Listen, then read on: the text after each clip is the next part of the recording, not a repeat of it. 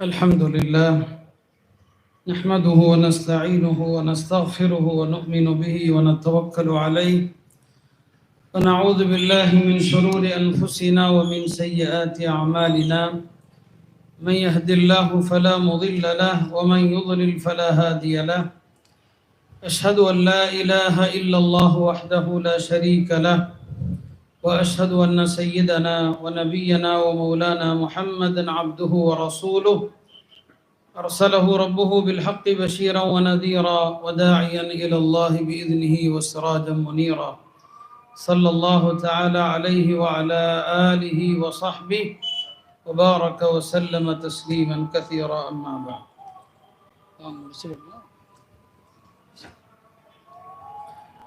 أما بعد فأعوذ بالله من الشيطان الرجيم بسم الله الرحمن الرحيم لقد جاءكم رسول من أنفسكم عزيز عليه ما عنتم حريص عليكم بالمؤمنين رؤوف رحيم ولد الهدى فالكائنات ضياء وفم الزمان تبسم وثناء சங்கைக்குரிய உலமா பெருமக்களே,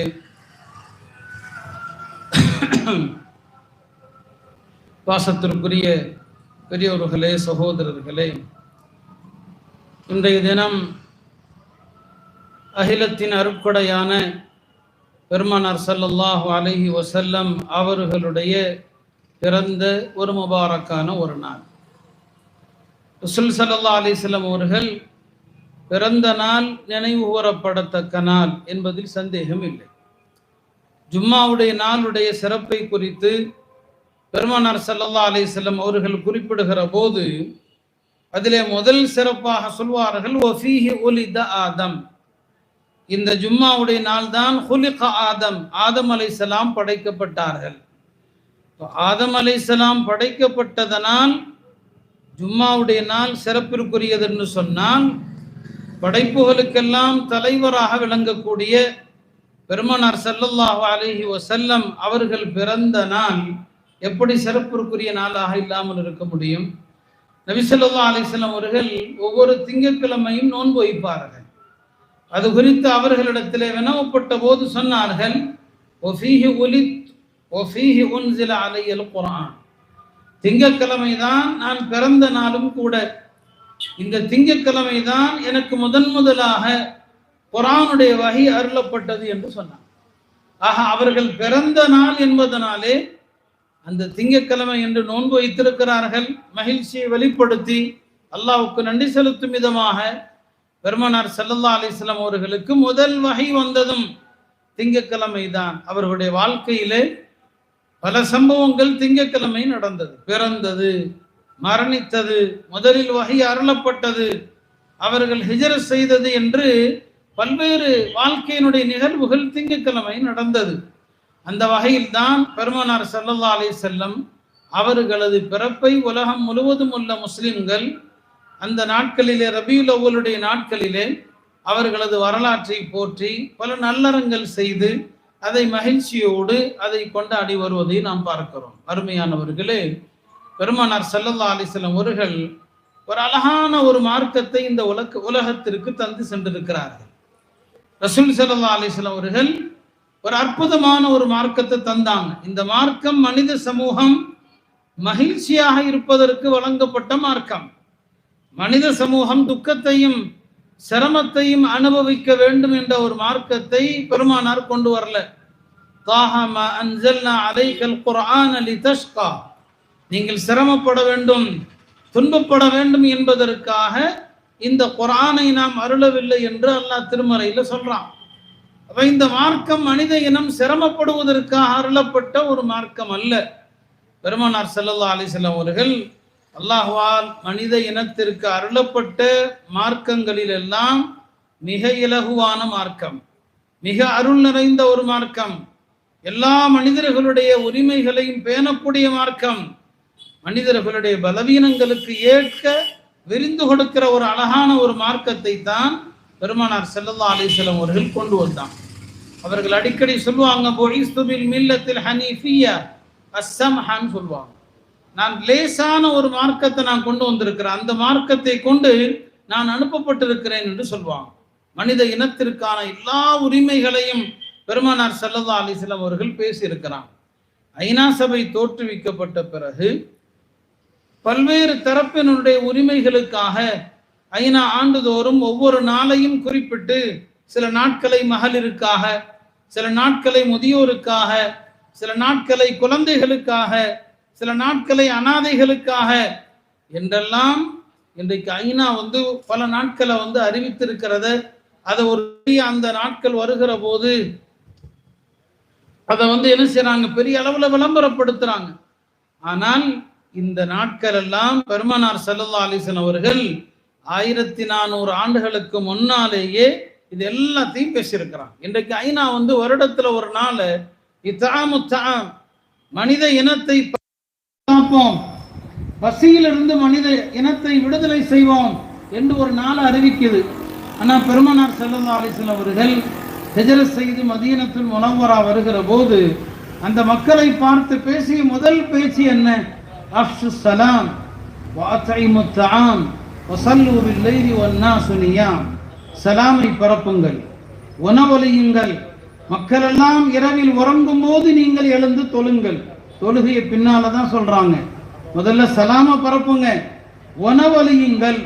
ரசூல் ஸல்லல்லாஹு அலைஹி வஸல்லம் மதீனா வரும்போது உணவளிப்பதை தான் சொல்லுவாங்க.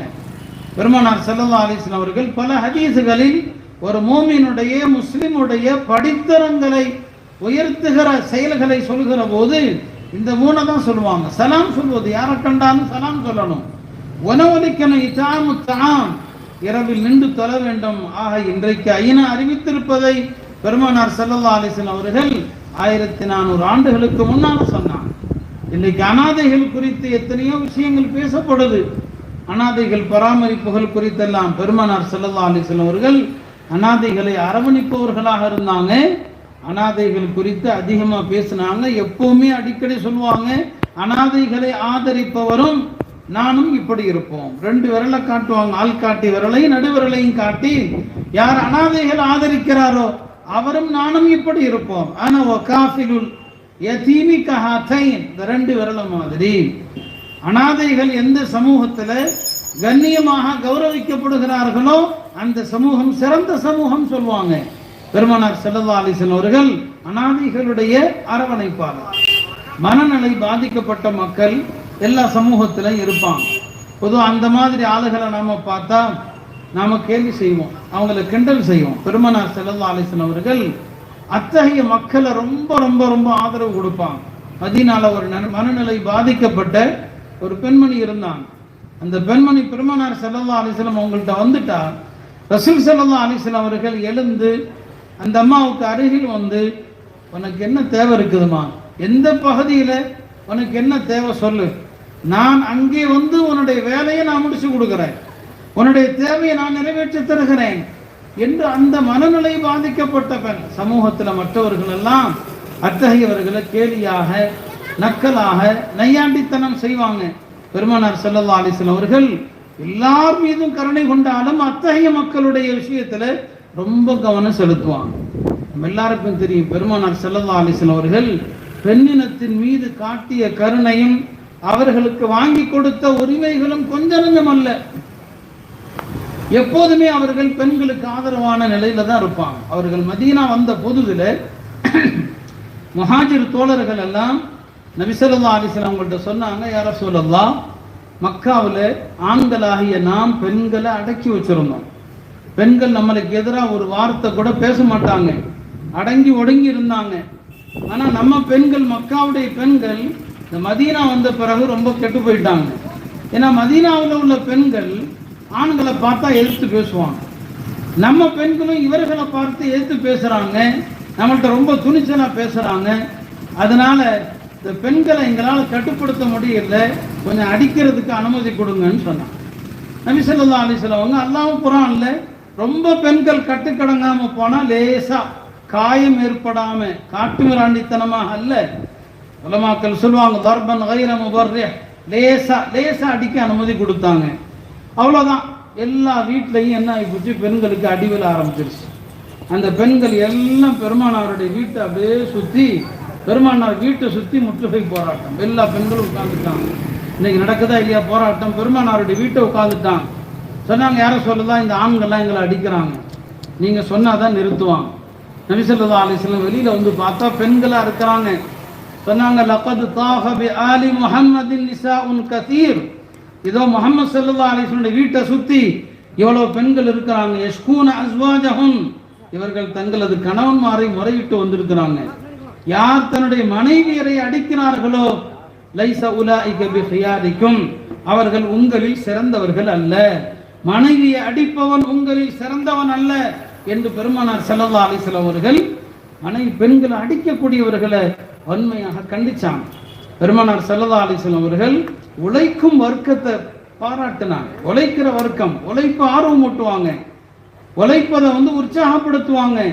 ஒரு அழகான வாலிபர் போய்கொண்டிருக்கிறாரு, சஹாபாக்கெல்லாம் பார்க்குறாங்க, எல்லாரும் சொல்றாங்க, நல்ல திலகாத்திரமான வாலிபர், இவர் அல்லாஹ்வுடைய பாதையில போனா எவ்வளவு நல்லா இருக்கும்னு சொல்லி. பெருமானார் சொன்னாங்க, ஏன் அப்படி சொல்றீங்க? அல்லாஹ்வுடைய பாதை என்பது ஊரை விட்டுட்டு குடும்பத்தை விட்டுட்டு போறது மட்டும் அல்ல, மனைவி மக்களுக்காக உழைப்பதற்காக இவர் போறார்னா இவரும் அல்லாஹ்வுடைய பாதையில தான் இருக்கிறார். அல் காசிபு ஹபீபுல்லாஹ், உழைப்பாளி அல்லாஹ்வுடைய நேசன் சொன்னாங்க. இன்றைக்கு கம்யூனிசம்லாம் வந்த பிறகு தொழிலாளர் வர்க்கம், தொழிலாளர்கள் உரிமை எல்லாம் பேசப்படுது. ஆனா 1400 வருடங்களுக்கு முன்னால பெருமானார் ஸல்லல்லாஹு அலைஹி வஸல்லம் சொல்றாங்க, உழைப்பாளி அல்லாஹ்வுடைய நேசர் ஹபீபுல்லாஹ் என்று சொன்னாங்க. இந்த அளவுக்கு நபி ஸல்லல்லாஹு அலைஹி வஸல்லம் அவர்கள், பெருமானார் ஸல்லல்லாஹு அலைஹி வஸல்லம் அவங்க அருமையானவர்களே, தவறு செய்தவர்களை சமுதாயம் எப்படி பார்க்குது? தவறு மனித வாழ்க்கையில இயல்பானது, எப்பேற்பட்டவனுக்கும் தவறு நடக்கலாம். தவறு செஞ்சுட்டா நாம எப்படி பார்க்கிறோம்? ஒரு மனிதனை எப்படி அணுகிறோம்? பெருமானாருடைய தோழர்களிலும் சில தவறுகள் செய்த தோழர்கள் இருந்தாங்க. அந்த தவறு செய்தவர்கள் பெருமானாரிடத்தில் வந்தபோது அவங்க எப்படி நடந்துக்கிட்டாங்க? ஒரு நபி தோழர், ஒரு சஹாபி, அவர் அறியாமை கால வழக்கப்படி தன்னுடைய மனைவிய அறியாமை காலத்துல மனைவியை தாய்க்கு ஒப்பாக்கிடுவான். சில விஷயங்கள் அதெல்லாம் அந்த சட்டங்களுக்குள் நான் போக விரும்பல. மொத்தத்தில் அவர் ஒரு சத்தியம் பண்ணிடுறாரு, ரமதான் முடிகிற வரைக்கும், ரமதான் மாதம் முடிகிற வரைக்கும் மனைவியை நெருங்கிறது இல்லைன்னு சத்தியம் பண்ணிட்டார். இது அறியாமை காலத்தில் அப்படிப்பட்ட சில நடைமுறைகள்லாம் இருந்துச்சு. சத்தியம் பண்ணிட்டா இப்ப ரமதான் முடிகிற வரைக்கும் மனைவியை நெருங்கக்கூடாது அவர். ஆனாலும் அவர் என்ன செஞ்சாரு? தன்னுடைய சத்தியத்தை மீறிடுறாரு. ஒரு 15 நாளைக்கு மேல அவரால் தாங்க முடியல, சத்தியத்தை மீறிடுறாரு, மனைவியோடு இணைந்து விடுகிறார். தனக்கு வருத்தம் ஏற்படுது, ஆஹா சத்தியம் செஞ்சிருந்தோமே, சத்தியத்தை மீறிட்டோமே என்று கவலைப்படுறாரு. மக்கள்கிட்ட போய் கேட்டா, சட்டம் தெரியாதவங்க எப்பவுமே ரொம்ப பூதாகரப்படுத்தி பயமுறுத்திடுவாங்க. ஆனாலுக்கு ஒவ்வொன்றும் சொல்லிட்டாங்க. அவர் மிகுந்த கவலையில, மிகுந்த ஆதங்கத்துல பெருமானார் ஸல்லல்லாஹு அலைஹி வஸல்லம் அவங்கள்ட்ட வர்றாரு. யார சொல்லலாம், நான் இப்படி ஒரு சத்தியம் பண்ணியிருந்தேன், இந்த சத்தியத்தை நான் மீறிட்டேன். பெருமானார் கேட்குறாங்க, நீ எப்போ அப்படி செஞ்சேன்னு சொல்லி. ஆமா, நான் தான் யார சொல்லுதா அப்படி செஞ்சுட்டேன். இப்படி நீ சத்தியம் செஞ்சுட்டு இப்படி நீ மீறி இருக்கக்கூடாது.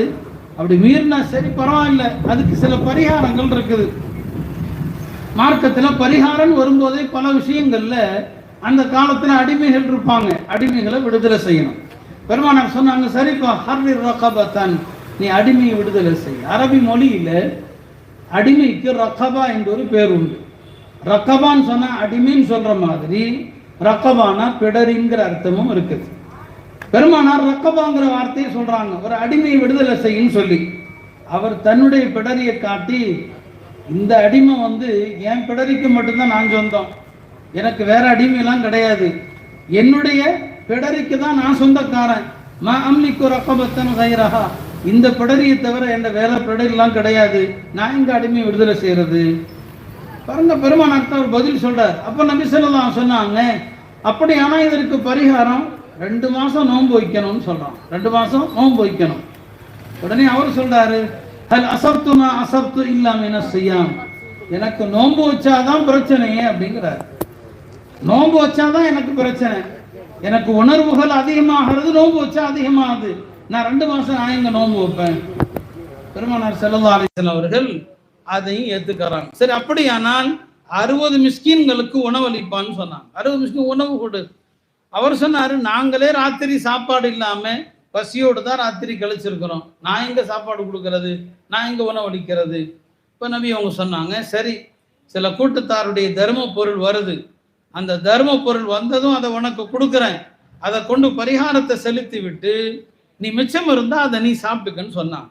பெருமானாரிடத்துல இருந்து இந்த பதிலை கேட்டு விட்டு போய் தன்னுடைய சமுதாயத்துல சொன்னாரு, உங்கள்கிட்ட நான் செஞ்ச தப்ப சொன்னேன், உங்களிடத்துல குறுகிய மனப்பான்மையும் கெட்ட எண்ணமும் தான் உங்கள்கிட்ட இருந்துச்சு.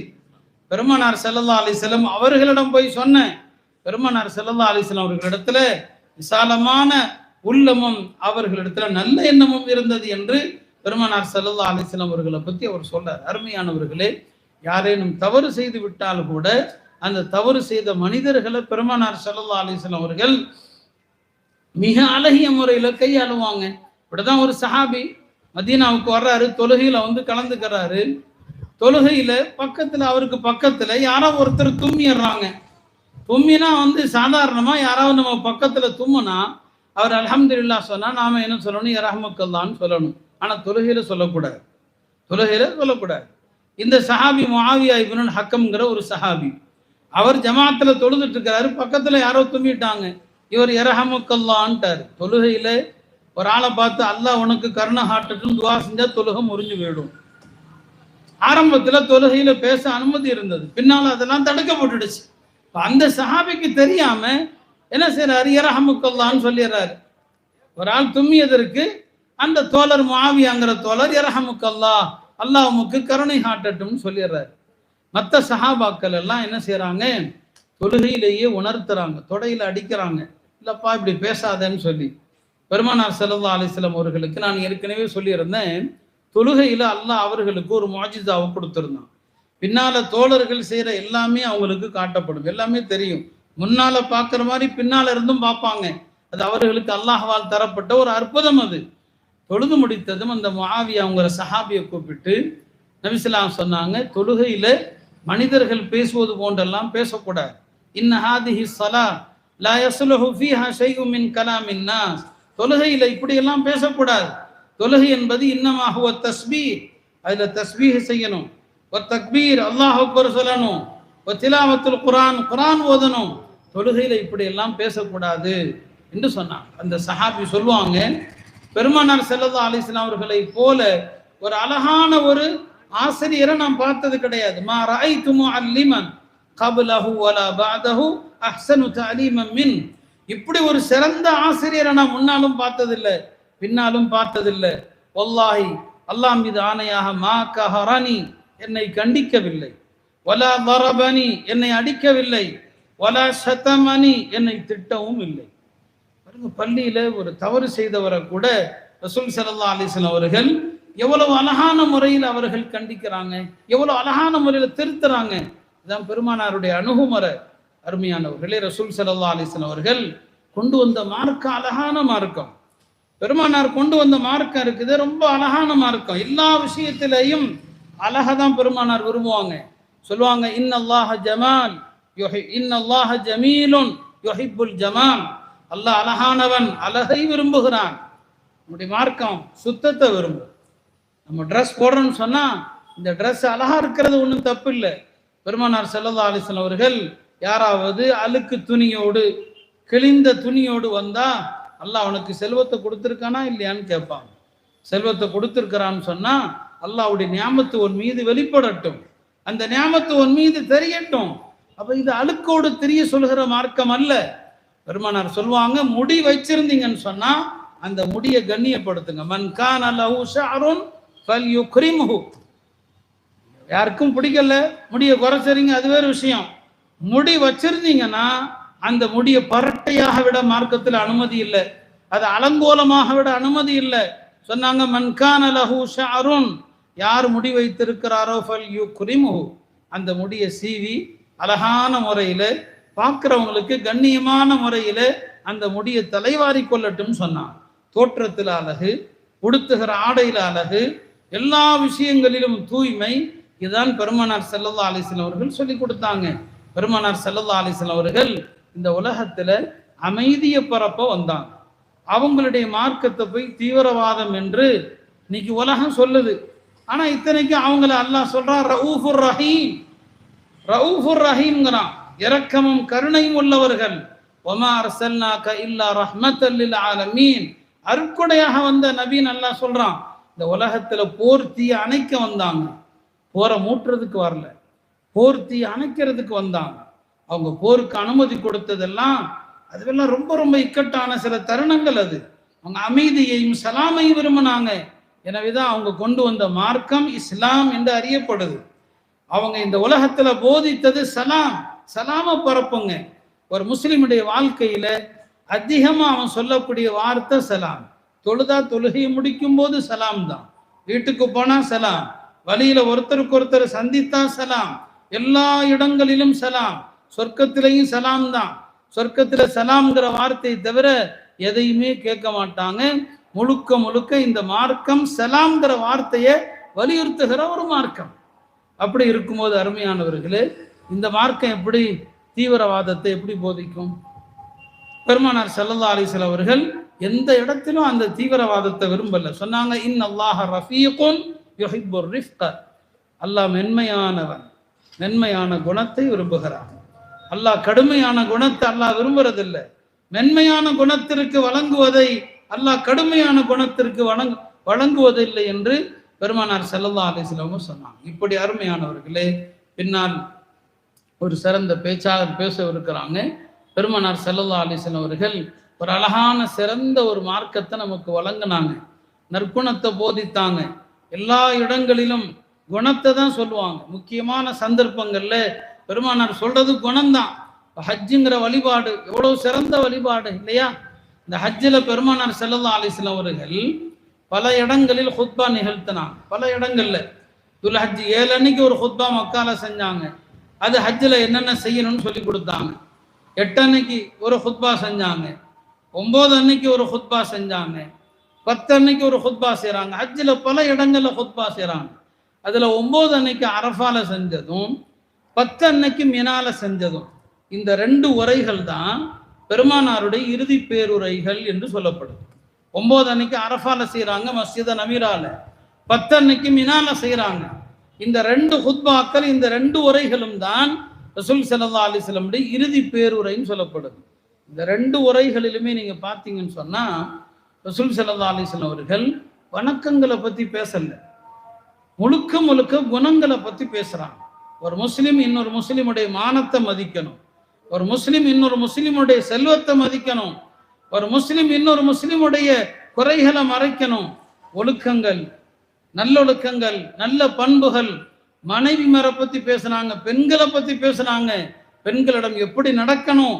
அந்த கடைசி பேருரையில் கூட இஸ்தௌசூபின் நிசாஇ ஹைரன், பெண்கள் விஷயத்துல நான் உங்களுக்கு வழங்கக்கூடிய அழகான அறிவுரை எடுத்துக்கொள்ளுங்கள் என்று நல்ல குணங்களை தான் பெருமானார் தன்னுடைய இறுதி பேருரையிலே சொன்னான். அதனாலதான் உலமாக்கள் சொல்லுவாங்க, ஹஜ்ஜுங்கிற வணக்கத்தோடு வணக்கம் முழுமை பெறுது. ஆனா ஒரு முஸ்லிமுடைய தீன் முழுமை அடைவது நல்ல குணத்தை கொண்டுதான். நல்ல குணம் யார்கிட்ட இருக்குதோ அவருக்கு பெருமானார் ஸல்லல்லாஹு அலைஹி வஸல்லம் அவர்கள் ஃபிர்தௌஸ் எனும் சொர்க்கத்திற்கு நான் பொறுப்பாளி என்பதாக சொன்னார். அவர்கள் கற்றுத்தந்த அந்த அழகான மார்க்கம், அதை நாம வாழ்க்கையில கடைபிடித்தா எந்த பிரச்சனையும் இல்லை. திருமண வாழ்க்கையில கணவன் மனைவி எப்படி இருக்கணும், அழகான முறையில வாழ்ந்து காட்டுனாங்க. அவங்க குடும்பத்திலையும் பிரச்சனை இருந்துச்சு. அவங்க நபியுல்லாவா இருந்தும் கூட, அவங்களுக்கு அல்லாஹ்வுடைய புறத்திலிருந்து நேரடி கண்காணிப்பு வகை இருந்தும் கூட அவங்க குடும்பத்திலையும் பிரச்சனை இருந்துச்சு தான். அந்த பிரச்சனைகளை எப்படி அணுகுனாங்க? இன்றைக்கு ஏன் பிரச்சனைன்னு சொன்னா, இன்றைக்கு பல பஞ்சாயத்துகள், பலவிதமான விவாகரத்துகளுக்கு என்ன காரணம்? எல்லாம் பிரச்சனை எனக்கு மட்டும்தான் நினைக்கிறான். எனக்கு தான் இப்படி ஒரு பொண்டாட்டி வந்துட்டதாக கணவன் நினைக்கிறான், எனக்கு தான் இப்படி ஒரு புருஷன் சொல்லி அந்த மனைவி நினைக்கிறான். உண்மை அப்படி அல்ல. எல்லா காலத்திலையும் நபிமார்கள் குடும்பத்திலையும் நல்லோர்கள் குடும்பத்திலையும் பிரச்சனைகள் இருக்கதான் செஞ்சது. ஆனா அந்த பிரச்சனைகளை எப்படி அணுகணும், பிரச்சனை தலாக் வரைக்கும் போகாம எப்படி நடக்கணும், அதையெல்லாம் ரசூல் ஸல்லல்லாஹு அலைஹி வஸல்லம் அவர்கள் இந்த உம்மத்திற்கு மிக அழகா வழிகாட்டினார். எனவே அருமையானவர்களே, பெருமானாருடைய பிறந்த தின நினைவு நாளிலே நாம் எல்லாம் அவர்கள் என்ன நமக்கு போதித்தார்களோ அந்த போதனையை வாழ்க்கை முழுவதும் கடைபிடித்தோம் என்று சொன்னால் நம்மை குறித்து, நம் மார்க்கத்தை குறித்த ஒரு அழகான புரிதல் எல்லா மக்களுக்கும் ஏற்படும். எல்லாம் அல்ல அல்லாஹ் ரசூல் ஸல்லல்லாஹு அலைஹி வஸல்லம் உடைய அழகான போதனைகளை, அவர்கள் காட்டிய அழகான வழிகாட்டுதல்களை உலக மக்களுக்கெல்லாம் எடுத்து சொல்லக்கூடிய வாய்ப்பினை அல்லாஹ் நம் அனைவருக்கும் தந்தல்வானாக. وآخر دعوانا أن الحمد لله رب العالمين. السلام عليكم ورحمة الله وبركاته.